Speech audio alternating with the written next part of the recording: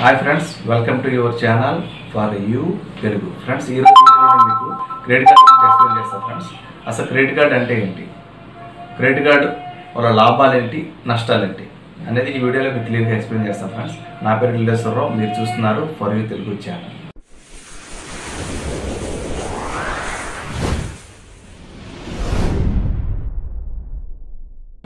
Friends, first credit card అంటే ఇది ICICI bank అవ్వచ్చు, స్టేట్ బ్యాంక్ అవ్వచ్చు, ఏదైనా ఒక బ్యాంక్ ద్వారా తీసుకునే మన యొక్క అప్పు కార్డు అనమాట క్రెడిట్ కార్డు. యాక్చువల్గా క్రెడిట్ అంటే గొప్ప అని ఉంటుంది దాని యొక్క మీనింగ్, కానీ క్రెడిట్ కార్డు అంటే మనం బ్యాంక్ ద్వారా తీసుకోబడిన అప్పు కార్డు అండి.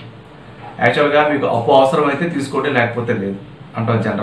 జనరల్గా డబ్బులు ఎవరైనా ఇస్తారంటే అప్పు అవసరం లేదు, నాకు సరిపోతాయి అంటాం. కానీ అదే క్రెడిట్ కార్డు ఇస్తారంటే టక్కున తీసుకుంటాం.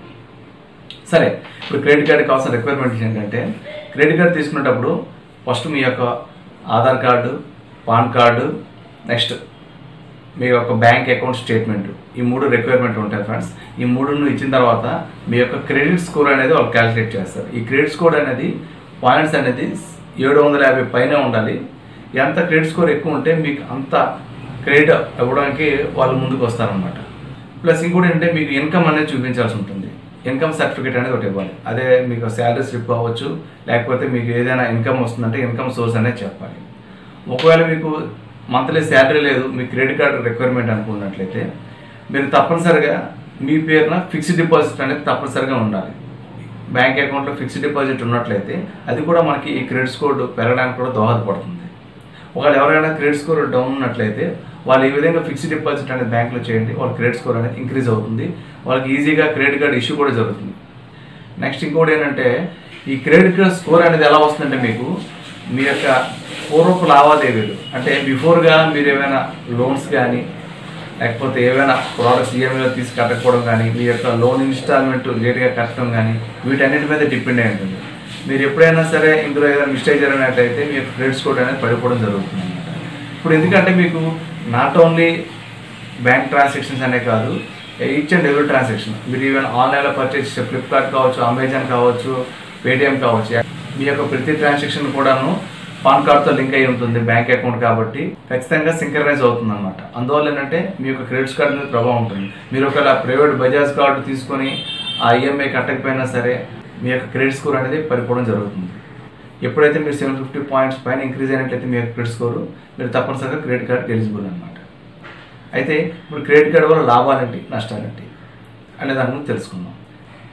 ఫ్రెండ్స్, ఫస్ట్ క్రెడిట్ కార్డు వల్ల ఉపయోగం ఏంటంటే, మీ దగ్గర డబ్బులు లేకున్నా సరే అప్పుగా అంటే మీ క్రెడిట్ లిమిట్ ఎంత అయితే ఉందో అంతవరకు పర్చేజ్ చేయొచ్చు. ఆన్లైన్లో ఏ వస్తువు అయినా కొనవచ్చు. తర్వాత మీరు 49 డేస్ అంటే 50 రోజుల లోపల దాని యొక్క అమౌంట్ అనేది కట్టవచ్చు. ఇది ఒక మెయిన్ అడ్వాంటేజ్. నెక్స్ట్ ఇంకోటి ఏంటంటే, ఆన్లైన్ సైట్స్లో కానీ కొనేటప్పుడు ఏంటంటే క్యాష్ బ్యాక్ ఆఫర్స్ అనేది ఇస్తారు. 10%, 15% ఇలా ఇస్తారనమాట.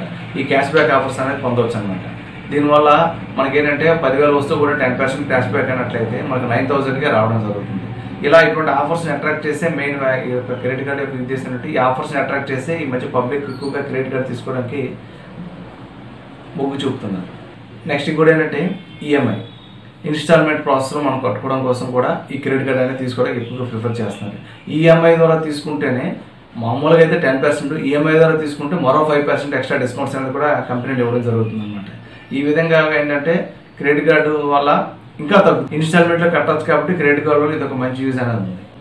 ఏటీఎం ద్వారా కూడా క్యాష్ అనేది విత్డ్రా చేసుకోవచ్చు. ఎప్పుడైతే మన క్రెడిట్ లిమిట్ ఎంతైతే ఇస్తారో, సపోజ్ 40,000 అనుకోండి, 10,000 అనేది మనం ఏటీఎం ద్వారా క్యాష్ అనేది కూడా విత్డ్రా చేసుకోవచ్చు. అయితే ఏటీఎం ద్వారా క్యాష్ విత్డ్రా చేయడం అనేది నేను ప్రిఫర్ చేయను.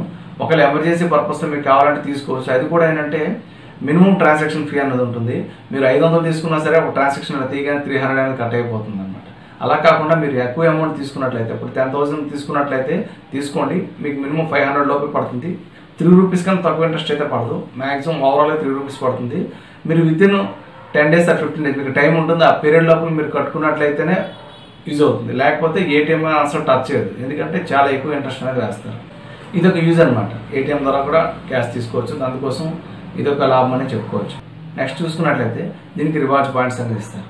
ఈ రివార్డ్ పాయింట్స్ అనేది ఏంటంటే, ఈ రివార్డ్ పాయింట్స్ ద్వారా మనం రివార్డ్స్ పాయింట్స్లోకి వెళ్ళి పర్చేజ్ చేసుకోవచ్చు. అక్కడ కొన్ని ప్రోడక్ట్స్ అనేది ఉంటాయి, ఆన్లైన్ ప్రోడక్ట్స్, ఆ ప్రోడక్ట్స్ పర్చేజ్ చేసుకోవచ్చు. అలా కాదంటే మనం అమెజాన్ కానీ, ఫ్లిప్కార్ట్ కానీ ఆన్లైన్ వోచర్ కూడా మనం ఈ యొక్క పాయింట్స్ని కన్వర్ట్ చేసుకోవచ్చు. సపోజ్ ఒక ఎస్బీఐ అనుకోండి 2000 పాయింట్లు అయితే మనం 500 రూపీస్ ఫ్లిప్కార్ట్ వచ్చారు కానీ అమెజాన్ వచ్చారు కానీ ఒకసారి 1000 రూపీస్ ఓచర్ కూడా ఇస్తారు మన యొక్క క్రెడిట్ పాయింట్స్కి. అటువంటిప్పుడు మీరు తీసుకొని ఆ ఓచర్ని అమెజాన్లో కానీ ఫ్లిప్కార్ట్లో కానీ ఆన్లైన్ షాపింగ్లో పర్చేజ్ చేసుకోవచ్చు అనమాట. ఇది ఒక అడ్వాంటేజ్ ఉంది. నెక్స్ట్ ఏంటంటే క్రెడిట్ కార్డ్ని సక్రమంగా యూజ్ చేసినట్లయితే టైం టు టైం కరెక్ట్గా పే చేస్తూ మనం క్రెడిట్ కార్డ్ని పర్ఫెక్ట్గా యూజ్ చేసినట్లయితే అంటే ఓవర్ లిమిట్ కాకుండా అలాగని పూర్తిగా 100% వాడకుండా ఒక 60-70% వరకు పర్ఫెక్ట్గా వాడుతూ పర్ఫెక్ట్గా బిల్లింగ్ చేసినట్లయితే మీకు క్రెడిట్ స్కోర్ అనేది ఇంక్రీజ్ అవుతుంది. ఎప్పుడైతే క్రెడిట్ స్కోర్ ఇంక్రీజ్ అవుతుందో మీరు నెక్స్ట్ ఇంకా ఏ క్రెడిట్ కార్డ్కి అప్లై చేసిన ఏ బ్యాంక్ అయినా ఈజీగా మీకు ఇస్తారు, ఇష్యూ చేస్తారు. నెక్స్ట్ ఇంకోటి ఏంటంటే మీ యొక్క లోన్ ఏదైనా లోన్కి అప్లై చేశారనుకోండి, ఆ లోన్ అనేది కూడా మీ యొక్క క్రెడిట్ స్కోర్ వల్ల ఈజీగా అప్రూవ్ అవుతుంది అనమాట. ఎందుకంటే మీ యొక్క పర్ఫెక్ట్నెస్ అనేది మీ యొక్క క్రెడిట్ ట్రాన్సాక్షన్లో తెలిసిపోతుంది. అందువల్ల మీ క్రెడిట్ స్కోర్ కూడా ఇంక్రీజ్ అవుతుంది. ఇప్పుడు మీరు ఆన్లైన్ ద్వారా కూడా లోన్ అప్లై చేసినట్లయితే ఈ క్రెడిట్ స్కోర్ వల్ల డైరెక్ట్గా వితౌట్ డాక్యుమెంట్స్ మీకు ఆన్లైన్లోనే లోన్ అనేది కూడా ఇష్యూ చేయడం జరుగుతుంది. ఇవన్నీ మనకి క్రెడిట్ కార్డు వల్ల లాభాలు. ఇంకా క్రెడిట్ కార్డు వల్ల నష్టాలు అనేది తెలుసుకుందాం. ఈ క్రెడిట్ కార్డ్ అనేది ఫస్ట్ మన యొక్క ఎకనామిక్ స్టేటస్ని దెబ్బతీస్తుంది. అది ఎలా అంటారంటే పర్ఫెక్ట్నెస్ లేకపోతే ఇది తీస్తుంది అనమాట. అయితే ఎంతో పర్ఫెక్ట్ ఉంటా అనుకుంటారు కానీ మనకి తెలియకుండానే కొంచెం ఎక్కువ ఖర్చు అనేది చేస్తాం. మనం డైరెక్ట్గా జోబులో డబ్బులు తీసి ఖర్చు పెట్టేదానికి కార్డు ద్వారా స్వైప్ చేసి పర్చేజ్ చేయడానికి డిఫరెన్స్ అనేది ఉంది. అది ఎలా అంటే ఉదాహరణకి మీరు ఒక షాపింగ్ మాల్కి వెళ్ళారు, బిగ్సీ కావచ్చు లేకపోతే డిమార్ట్ కావచ్చు, ఏదైనా కావచ్చు. ఇలా వెళ్ళేటప్పుడు ఏంటంటే మీరు మీ చార్ట్లో ప్రిపేర్ చేసుకున్న సామాన్ల కన్నా అక్కడికి వెళ్ళి మీరు పర్చేజ్ చేసి బయటకు వచ్చిన తర్వాత టాలీ చేసి చూస్తే ఖచ్చితంగా మీకు కనీసం 1000 రూపాయలు 500 నుంచి 1000 రూపాయలు అనేది ఎక్కువ జరుగుతుంది. ఇది అనేది మన యొక్క క్రెడిట్ కార్డు యొక్క ఎఫెక్ట్. ఇది అంటే ఇవన్నీ డబ్బులు తీసుకెళ్తే కొనమా అని కాదు, డబ్బులు తీసుకెళ్ళినట్లయితే ఎంత పాకెట్లో ఉన్నాయో అంత తగ్గట్టుగానే మనం తీసుకుని వెళ్తాం, అంత తగ్గట్టుగానే మనం కొంటాం. ఎప్పుడైతే కార్డ్ స్వైపింగ్ అనేది ఉందనుకోండి, ఉంది కదా కార్డు ఉంది కదా లిమిట్ ఉంది కదా అనే ధీమాతో ఎక్కువ పర్చేజ్ చేయడానికి. ఈవెన్ సూపర్ మార్కెట్ అనే కాదు, ఆన్లైన్లో ఏమైనా కొనేటప్పుడు నెక్స్ట్ మంత్ కదా నెక్స్ట్ మంత్ శాలరీ వచ్చే కట్టచ్చు కదా, నో ప్రాబ్లం అనేసి మనం ఆన్లైన్లో కూడా పర్చేజ్ చేస్తాం అనమాట. నెక్స్ట్ ఇంకోటి ఏంటంటే మన ఫ్రెండ్స్కి వాళ్ళకి వెళ్ళి కావాలన్నప్పుడు క్రెడిట్ కార్డ్ అనేది ఇస్తూ ఉంటాము, లేకపోతే వాళ్ళకి కూడా మనం కొనేనే ఇస్తూ ఉంటాం. ఇప్పుడు ఏంటంటే మనకు తెలియకుండానే ఖర్చు అనేది పెరిగిపోతుంది. ఒకవేళ వాళ్ళు ఇచ్చిన డబ్బులు అనేది మనం ముందుగానే ఖర్చు పెట్టేస్తాం కూడా అనమాట. ఫస్ట్ ఎకనామిక్ స్టేటస్ అనేది బాగా దెబ్బతీస్తుంది. మీరు క్రెడిట్ కార్డు కనుక ఫస్ట్ టైం తీసుకోవాలని ఎవరైనా అనుకున్నట్లయితే మీరు ఆలోచించుకోండి. నెక్స్ట్ బిల్లు టైం మీకు ఏమవుతుందంటే అక్కడ మినిమం డ్యూ మ్యాక్సిమం డ్యూ అనేది 2 ఇస్తారు ఆప్షన్స్. మీరు ఒకవేళ 30,000 కట్టాలనుకోండి, మినిమం 6,000 7,000 కడితే సరిపోతుంది అంటారు. ఎప్పుడు మినిమం డ్యూ అనేది కట్టదు. మీరు మ్యాక్సిమం డ్యూ 36,000 కట్టడానికి ట్రై చేయండి. తర్వాత మళ్ళీ కావాలంటే ఆ కార్డు మీద ఏమైనా పర్చేజ్ చేసుకోండి. నెక్స్ట్ ఇంకోటి ఏంటంటే మనకు ఆన్లైన్ వాలెట్స్ కొన్ని ఉన్నాయి. ఆ వాలెట్లో కనుక మీ యొక్క అమౌంట్ ట్రాన్స్ఫర్ చేసుకున్నట్లయితే కొన్ని ఎక్కువగా ఫీజు తీసుకుంటారు, కొన్ని ఫీజు తీసుకోకుండా కూడా ఈవెన్ టీ వాలెట్ కావచ్చు, కొన్ని వాలెట్స్ ఉన్నాయి. ఆ వాలెట్లో వేసుకున్నట్లయితే వాళ్ళకు మినిమం 50,000 నుంచి 20,000 ట్రాన్సాక్షన్స్ ఇస్తున్నారు. ఆ విధంగా మీరు అందులో వేసుకుని దాని ద్వారా కూడా మళ్ళీ అమౌంట్ విత్డ్రా చేసుకోవచ్చు అతి తక్కువ ఫీజుతో అనమాట. ఇలా కన్వర్ట్ చేసుకుని అయినా సరే మీరు ఫుల్ అమౌంట్ పే చేయడానికి ట్రై చేయండి. ఎప్పుడైనా మీరు మినిమం డ్యూ కట్టినట్లయితే మీకు ఆటోమేటిక్గా ఇంట్రెస్ట్ అనేది పెరిగిపోతుంది. నెక్స్ట్ ఇంకోటి ఏంటంటే మీరు కార్డు అమౌంట్ పే చేసేటప్పుడు ఒక్క పైసా కూడా బ్యాలెన్స్ ఉంచదు. వీలుంటే 5,036 రూపాయలు అనుకోండి, 5,040 రూపాయలు కట్టండి, నష్టం లేదు. మీ అనేది మీకు యాడ్ అయ్యే ఉంటుంది, ఏం కాదు. అంతేగాని 6 రూపాయలు ఏం కడతామని 5,000 కట్టి 36 ఏం కడతామని 5,000 కట్టి 36 వదిలేసిన, 1 రూపాయి ఏముందిలే అని చెప్పేసి 35 కట్టి 1 రూపాయి వదిలేసినా సరే మీకు టోటల్ అమౌంట్కి అనేది ఫైన్ వేయడం జరుగుతుంది. ఇది గుర్తుంచుకోవాలి. ఎప్పుడైనా 1 రూపాయి ఎక్కువ కట్టిన నష్టం లేదు, కానీ తక్కువ కట్టినట్లయితే ఖచ్చితంగా నెక్స్ట్ బిల్లింగ్ డేట్ వచ్చేటప్పటికి మీకు ఇంట్రెస్ట్ టోటల్ అమౌంట్కి ఇంట్రెస్ట్ వేయడం అనేది జరుగుతుంది. మీరు ఎప్పుడైతే ఫుల్ అమౌంట్ కట్టకుండా మినిమం డ్యూ కడతారో అప్పుడు మీ యొక్క క్రెడిట్ స్కోర్ మీద కూడా దీని యొక్క ప్రభావం పడుతుంది. మినిమం డ్యూ కట్టాక ఇంట్రెస్ట్ పెరుగుతుంది, నెక్స్ట్ మంత్కి ఇంకా బర్డెన్ పెరిగిపోతుంది అనమాట. ఇలా మీరు లేట్ పేమెంట్ చేసే కొద్ది ఏంటంటే మీకు క్రెడిట్ స్కోర్ అనేది కూడా ఇంక్రీజ్ అవ్వడం అయిపోతుంది, దాని మీద ప్రభావం ఖచ్చితంగా పడుతుంది, మీకు బర్డెన్ కూడా పెరిగిపోతుంది. కొన్నిసార్లు మనం అనుకున్న టైంకి డబ్బులు రాకపోవచ్చు, మనం బిల్లు కట్టలేకపోవచ్చు. అప్పుడేంటంటే ఈ డ్యూ అనేది పెరుగుతూ పోతూ ఉంటుంది.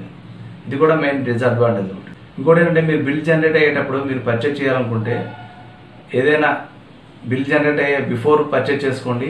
అదే బిల్ జనరేట్ అయినప్పుడు ఒక్కోసారి ఏమవుతుందంటే ఒక 2-3 డేస్ బిల్ జనరేట్ అవ్వడానికి టైం పడుతుంది. అప్పుడు ఏమవుతుందంటే ఇది నెక్స్ట్ మంత్ బిల్లోకి వెళ్తుంది అనమాట. అలా అయితే ప్రాబ్లం లేదు. అదే బిల్లింగ్ డేట్ రోజు కనుక మీరు పర్చేజ్ చేసినట్లయితే కొంచెం ఆలోచించండి. నెక్స్ట్ ఇంకోటి ఏంటంటే బిల్లింగ్ డేట్ బిఫోర్ 3 డేస్ బిఫోర్గా మీ యొక్క ఈఎంఐ అనేది పెట్టుకోండి. ఈఎంఐ అనేది 3 డేస్ బిఫోర్ పెట్టుకున్నట్లయితే మీకు బిల్లింగ్ అయితే ఫుల్ అమౌంట్ వచ్చేస్తుంది, ఆ తర్వాత అది ఈఎంఐగా మీకు కన్వర్ట్ అయిందో తెలుసుకోవాలంటే మీకు కస్టమర్ కేర్ కాల్ చేయాల్సి ఉంటుంది. ఆ నెంబర్ అనేది నేను డిస్క్రిప్షన్లో లింక్ ఇస్తాను. అక్కడ నుంచి అయినా మీరు చూడండి. ఆ నెంబర్ అనేది కాల్ చేసిన తర్వాత మీరు కనుక్కున్నట్లయితే అప్పుడు ఆల్రెడీ ఈఎంఐ కన్వర్ట్ అయినట్లయితే మీకు యాప్లో కానీ ఆన్లైన్లో కానీ డిస్ప్లేలో చూపించదు. మీరు వాళ్ళు చెప్తారనమాట. వాళ్ళు చెప్పిన అమౌంట్ పే చేసినట్లయితే మీకు ఎటువంటి ఫైన్ అనేది ఏమనేది ఉండదు. మీరు పూర్తిగా అమౌంట్ కూడా కట్టాల్సిన పని లేదనమాట. ఇంకొకటి చాలామంది అంటే క్రెడిట్ కార్డ్ని మేము స్టాప్ చేయాలి, బంద్ చేయాలనుకుంటారు. వీళ్ళు ఏం చేస్తారంటే చిరాకు పడి క్రెడిట్ కార్డు వాడకుండా పక్కన పెట్టేస్తే అయిపోతుంది అనుకుంటారు. ఎప్పుడు అలా చేయొద్దు. క్రెడిట్ కార్డులో ₹1 అయినా సరే మీరు కట్టండి. దాని మీద ఇంట్రెస్ట్ చేస్తూ కూడాను మీకు చాలా అమౌంట్ ఎవ్రీ మంత్ అనే స్టేట్మెంట్ పంపిస్తూ ఉంటారు. మీరు ఎప్పుడైనా క్లోజ్ చేయాలనుకున్నట్లయితే చాలా బాబు మీకు దండం అని చెప్పి క్రెడిట్ కార్డ్ అమౌంట్ ఎంత ఉందో అంత ఫుల్ అమౌంట్ పే చేసి మీరు కట్టేసి క్లోజ్ చేసుకోండి. అంతేగాని మీరు అలా కట్టకుండా కానీ మీరు పక్కన పెట్టేసినట్లయితే మీ యొక్క క్రెడిట్ స్కోర్ దెబ్బతింటుంది. మెయిన్ మీరు అలా పెండింగ్ పడిపోతూ ఉంటుంది. పెండింగ్ పడిన తర్వాత మీరు ఏదైనా లోన్కి అప్లై చేసినా మీకు ఖచ్చితంగా క్రెడిట్ స్కోర్ అనేది లేకపోవడం వల్ల మీకు లోన్ ఎవరు. నెక్స్ట్ మీరు ఎక్కడైనా క్రెడిట్ కార్డ్ అప్లై చేసినా కూడా ఇంకో క్రెడిట్ కార్డ్ ఇష్యూ అనేది కాదనమాట. నెక్స్ట్ ఇంకోటి ఏంటంటే ఇప్పుడు మనకి క్రెడిట్ కార్డ్స్ వచ్చే కార్డ్స్ అన్నీ వైఫై కార్డ్స్ వస్తున్నాయి, ఎన్ఎఫ్సి సపోర్ట్. ఈ క్రెడిట్ కార్డ్ వల్ల ఏంటంటే నష్టం, ఇదివరకు అయితే క్రెడిట్ కార్డు పోయినా సరే మనం బ్లాక్ చేసుకునే అవకాశం ఉండేది. ఇప్పుడు అవకాశం ఏంటంటే ఇప్పుడు కూడా ఉంది, బ్లాక్ చేసుకోవచ్చు. ఇదివరకు ఏంటంటే ఈ credit card wifi credit card NFC కార్డుకి డైరెక్ట్గా స్వైప్ చేస్తే చాలు. లేకపోతే మినిమం ఈ ఎన్ఎఫ్సి కార్డ్స్కి అనేది మనం పిన్ ఎంటర్ చేయాల్సిన నెసెసిటీ అనేది లేదు. జస్ట్ డిస్టెన్స్లో పెట్టినట్లయితే ఆటోమేటిక్గా అది స్వైప్ అయిపోయి కార్డు ట్రాన్సాక్షన్ అనేది జరిగిపోయి బిల్ అనేది బయటకు వస్తుంది అనమాట. అందుచేత ఏంటంటే మీరు ఎప్పుడైనా కార్డు అనేది పోయినట్లయితే ఇమీడియట్గా బ్లాక్ చేయండి. ఇవి ఫ్రెండ్స్ క్రెడిట్ కార్డు వల్ల నాకు తెలిసిన అడ్వాంటేజ్ అండ్ డిసడ్వాంటేజ్. మీకు కనుక ఏమైనా ఇంకా కొత్తగా తెలిసి ఉన్నా లేకపోతే నేను చెప్పడంలో ఏమైనా మిస్ చేసి ఉన్నా మీరు కింద కామెంట్ బాక్స్లో కామెంట్ చేయండి. నెక్స్ట్ ఇంకా మరొక వీడియో చేయడానికి ఉపయోగపడుతుంది అనమాట. మీకు ఏమైనా డౌట్స్ ఉంటే దాని గురించి కూడా కింద కామెంట్ చేయండి. వాటిని చూసి నేను వీలున్నంత వరకు తొందరలో మీకు క్లారిటీ ఇవ్వడానికి ట్రై చేస్తాను. Thank you friends. Thank you for watching this video. జై హింద్.